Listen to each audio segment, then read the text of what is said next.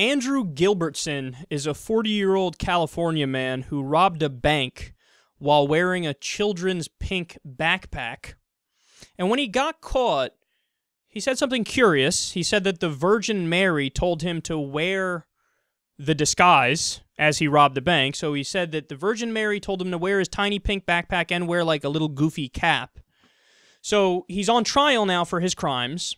And at his trial, this happened. Gilbertson's trial came to an abrupt halt today when, during testimony, he ate his own feces. Now, we do not have video of this, of course, that we're going to be airing, but Gilbertson told the court the Virgin Mary had commanded him to do so. Okay, I may be actually speechless right now. I talk for a living and I'm speechless. All right. This is wild speculation, but I'm going to throw it out there anyway. There's a good chance that he's just doing this to get off easier. Now, the reason I bring that up is that exactly what this guy did is exactly what was discussed in the movie Training Day.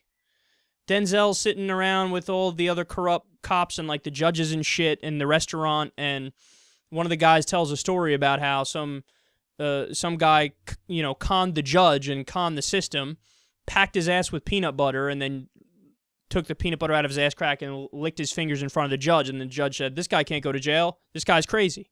And he went to, some mental institution, which was a lot softer and nicer to live in than a fucking jail or prison. So the fact that he did pretty much the exact same thing as in that movie leads me to think, well, maybe he's not telling the truth. Maybe he's putting on an act here. But either way, I mean, I think the main takeaway here is, let's say he is, not actually crazy and he's putting on an act. I don't think you can not view him as insane either way. Like, even though there's a chance he's just doing this to get off easier and go to a mental institution, you don't have a choice. You have to send him to a mental institution.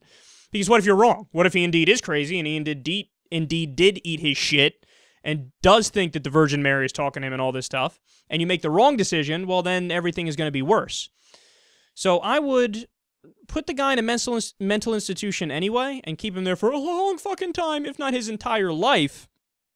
But, what, am I going to lose sleep because he's not in a hard jail or prison? No, because, okay, he gets some better meals and he gets some more attention from psychologists and psychiatrists, and he gets a slightly more comfortable room because he maybe or maybe not put on an act. Yeah, I'm okay with that. So word to the wise, if you ever commit a horrendous crime, act fucking crazy and do something very, very crazy, and no matter what, the system kind of has to treat you like you're telling the truth and like you're not lying about it, even though you may be lying about it. So that's how you get out of a big crime. Life advice from Secular Talk.